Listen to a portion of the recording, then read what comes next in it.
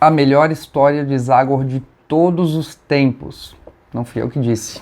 Foi a capa da edição da Editora Mitos de Zagor, Odisseia Americana. Mas agora sou eu que vou dizer a melhor história de Zagor que eu já li.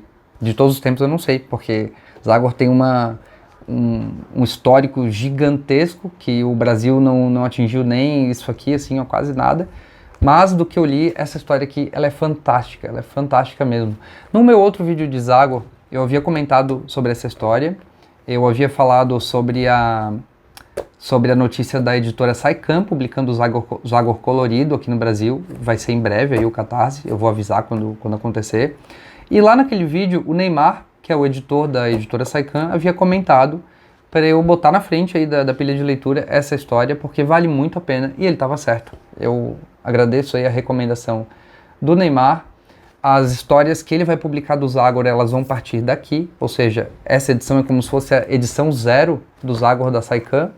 Se você não tem essa edição aqui, eu recomendo muito. Antes mesmo de falar dela, eu já vou falar que eu recomendo muito, eu gostei muito dessa história. E se você vai fazer a coleção da Saikan, você já fica com essa história aqui como edição 0, e as da Saikan seguem como edição 1, 2, 3 e por aí vai. Porque não é só porque tematicamente é parecido, é colorido e tudo mais, uma história completa. Não, mas também porque, literalmente, as edições da Saikan vão começar após essa história aqui. Aqui a gente tem as edições originais italianas de Zagor, número 87, 88 e 89. E as da Saikan, se eu não me engano, começa na 90 ou na 91. É bem próximo ali. A história Zagor, o Vampiro, que já teve vídeo aqui no canal, também é bem próxima dessas três. Se eu não me engano, é antes dessa daqui. Então dá pra ter quase uma continuidade, quase não, dá pra ter uma continuidade de Zagor se a gente tiver essas histórias coloridas e mais o Zagor colorido da Saikan, que é uma aposta acertadíssima. Eu adoro ler Zagor colorido. Todas as edições coloridas de Zagor que eu li, eu acho que combina demais com a roupa do Zagor, em contraste com os cenários, seja eles de floresta ou, nesse caso aqui, um navio. Cenários áridos. Eu acho que é bem legal esse contraste da roupa vermelha do Zagor. Olha ele aqui, ó, dá pra ver de longe a roupa vermelha dele em meio à floresta. Eu acho que adiciona. Muitos fãs de Bonelli não ligam para as cores, ou até preferem, não é que não ligam, preferem ler as histórias preto e branco. Eu, como vim de comics americanos, eu tenho já essa preferência por cores, apesar de ter muito material preto e branco ali também, nem tudo aqui é colorido, da Bonelli. Mas, em alguns casos, eu prefiro a cores. E o Zagor a cores, eu prefiro, e fico muito feliz que a editora Saikan vai publicar essa coleção colorida. Mas vamos lá. Zagor, Odisseia Americana, que saiu aqui como edição especial de 40 anos, a melhor história de Zagor de todos os tempos, pela editora Mitos. Nessa história aqui, aliás, vamos falar um pouquinho da edição em si. A edição, ela é capa cartão, formato italiano, tem aí suas 300 páginas, eu acho. Não tem 300 páginas, 226 páginas, mas é bem grossinho. 226 páginas, muitos extras, muitos textos incríveis aqui. Deixa eu ver de quem que é esse texto. A gente tem um primeiro texto aqui. Esse primeiro texto também é do Júlio Schneider, será? Porque a gente tem aqui, ó, na próxima página, um texto de página dupla do Júlio Schneider, falando sobre o porquê que essa daqui é a melhor história do Zagor, ou porquê que ela é a preferida do Sérgio Bonelli. A gente tem mais uma página aqui, falando até sobre um jogo de tabuleiro baseado nessa história. Aqui a gente também lê sobre a fascinação do Sérgio Bonelli, do Guido Nolita, como ele assinava, por rios. E ele adorava rio. A gente vê isso no Mr. No também, que as histórias do Mr. No quase sempre tem um rio envolvido. Se passa na Amazônia ou nos arredores. E aqui a gente tem uma história que inteira se passa num navio atravessando um rio e desbravando uma terra desconhecida. Então cabe bem com isso que ele falou. Depois a gente tem um outro texto, No Coração das Trevas, por Graziano Frediani, da Sérgio Bonelli Editore. Então é mais um texto aí de 3 páginas ou mais, isso. Para depois a gente começar a HQ. Ou seja, são 10 páginas de textos muito bons, eu adoro quando acontece isso é muito bem-vindo, e a editora Mitos está de parabéns pelos extras dessa edição aqui. A edição em si começa com o Zagor sendo chamado para uma cidadezinha, onde ele é solicitado que ele acompanhe ele e o Chico, né? Óbvio, o Chico tá sempre colado nele, tá aquele aqui, ó. E é solicitado que ele acompanhe um poeta chamado Homero, que vem de uma linhagem de poetas, o pai era poeta, o avô era poeta e tudo mais, e ele quer pegar um navio e desbravar um rio que todo mundo que foi na direção desse rio para tentar chegar na parte não mapeada da localidade ali, não retornou. Então o mapa termina num certo ponto e depois ninguém sabe o que tem lá. É uma terra perdida, assim, sabe o Elo Perdido, aquele filme, aquela história, enfim. Ou uma coisa meio Júlio Verne, bem parecido. E aí ele quer ir lá porque ele quer escrever a nova Odisseia, assim como Homero das antigas, da Grécia, escreveu a Odisseia, ele também é um Homero que quer escrever a Odisseia americana. E para isso ele conta com a ajuda do Zagor, do Chico e de uma tripulação que participa ali com ele, incluindo um cozinheiro, um capitão, um primeiro imediato, eu acho que é assim que chama, e mais um cara que eu acho que é o que limpa o convés. São personagens bem legais, gostei de todos eles. Eles têm rivalidades entre si, é uma amizade meio de irmão, sabe? Aquele negócio com uma briga, mas que eles na verdade se amam. Então, enfim, é bem interessante acompanhar esses personagens criando um vínculo. E aí eles partem por esse rio com um navio e vão tentar mapear e entender o que está além desse rio, para onde que ele leva, quais são essas florestas, quais são essas terras que tem lá. O Zagor, ele está literalmente mapeando, ele vai desenhando o caminho para que os próximos que façam esse caminho já tenham o mapa dessa localidade toda. Acontece que eles enfrentam diversos perigos, diversas dificuldades entre criaturas marinhas, como você pode ver aqui, ó, cadê? Eu tinha mostrado, ó.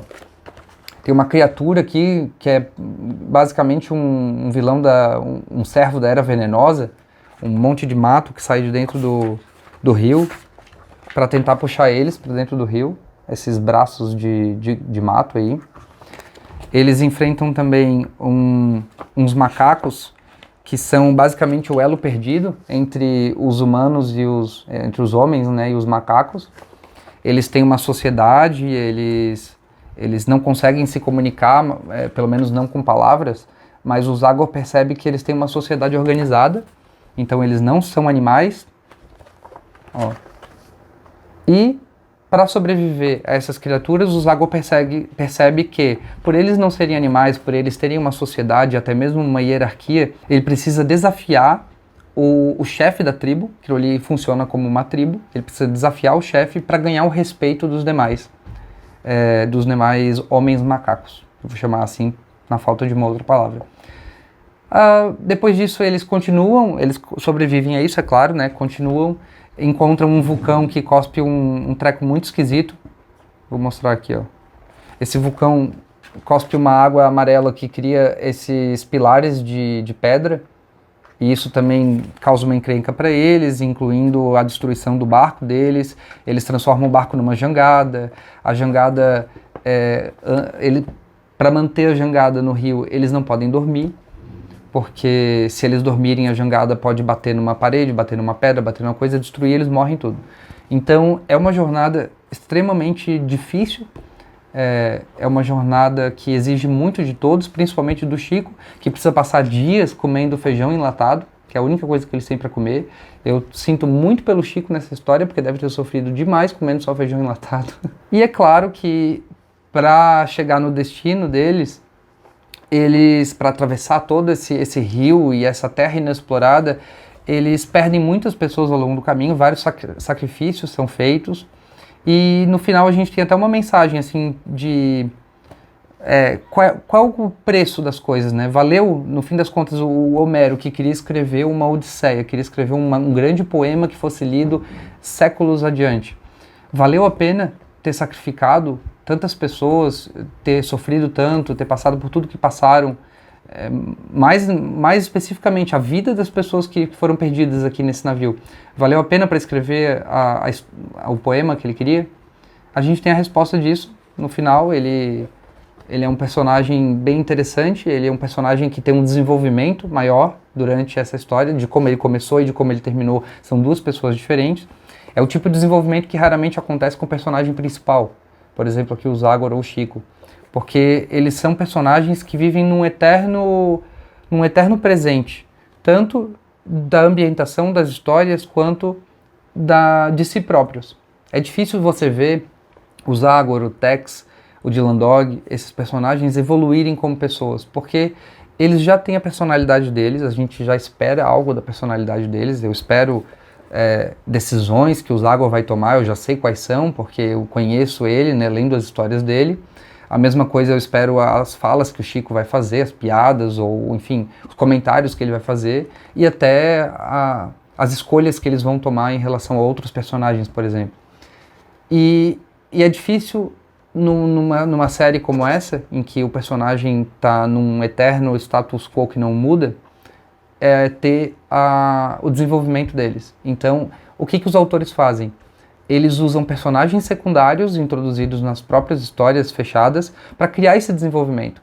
São esses personagens que começam de uma maneira e terminam de outra maneira e carregam com a gente uma mensagem. Isso não quer dizer que a evolução desse personagem não pode impactar, por exemplo, os personagens principais. É o que acontece. Geralmente, um personagem secundário é introduzido, ele é evoluído ao longo da história e no final a história dele impacta os nossos personagens principais. Bom, excelente história, ótima mesmo, um ritmo frenético, uma das melhores histórias Bonelli que eu já li, sem brincadeira. Tá lá no top 5 pelo menos, gostei muito. E fica para mim aqui uma vontade de ver isso aqui em outras mídias. Para mim, a Odisseia Americana seria o pontapé perfeito para uma minissérie de televisão do Zagor. Pense assim nos 6 episódios, uma minissérie para hoje como a gente vê na Netflix, na HBO, até no Amazon Prime, enfim. Uma minissérie baseada em Zagor, contando a jornada que eles passam nessa história Odisseia Americana, onde cada episódio seria uma das etapas dessa viagem até que se encerre, onde a viagem termina. Eu ficaria muito feliz de ver essa adaptação, então se um dia Zagor fosse adaptado, e eu não tô considerando aqueles filmes turcos lá, mas se um dia fosse adaptado de verdade, eu espero que seja baseado nessa história aqui. Bom, foi isso, eu espero que você tenha gostado. Se você não leu ainda, eu recomendo. A publicação da Mitos ainda é fácil de encontrar por aí. Eu acho que não está em catálogo, mas não é difícil de encontrar. Tem aí nos seus lugares comuns de HQs usadas. Marketplace da Amazon, Shopee, OLX, Mercado Livre, estante virtual. Deve ter fácil na estante virtual isso aqui. E recomendo que você compre e leia. Não ganho nada para falar isso, mais uma vez, é bom deixar isso claro, só que falar de Bonelli é muito fácil e é muito gostoso, porque as histórias são realmente muito boas. Então é um prazer recomendar isso aqui, eu recomendo de forma muito genuína. Isso aqui é muito bom e eu fico muito ansioso pelo que o Neymar vai trazer aí com o Zagor nas edições da Saikan. Se você gostou do vídeo, deixa um curtir aí, deixa um comentário para dizer o que você achou. Não esquece de se inscrever para acompanhar os próximos vídeos e também de mandar esse vídeo para outra pessoa que você acha que vai gostar do meu canal. A gente está crescendo bastante aí nas últimas semanas, tá bem legal o crescimento e isso me empolga a fazer mais vídeos, me empolga a interagir mais com vocês. Eu respondo praticamente todos os comentários. Se você deixar um comentário que é uma pergunta ou que é um comentário que possa ter uma resposta, eu vou responder. E fico feliz aí com toda essa interação e com o apoio de vocês, principalmente se inscrevendo no canal, curtindo, comentando e enviando para os amigos. Muito obrigado e até a próxima.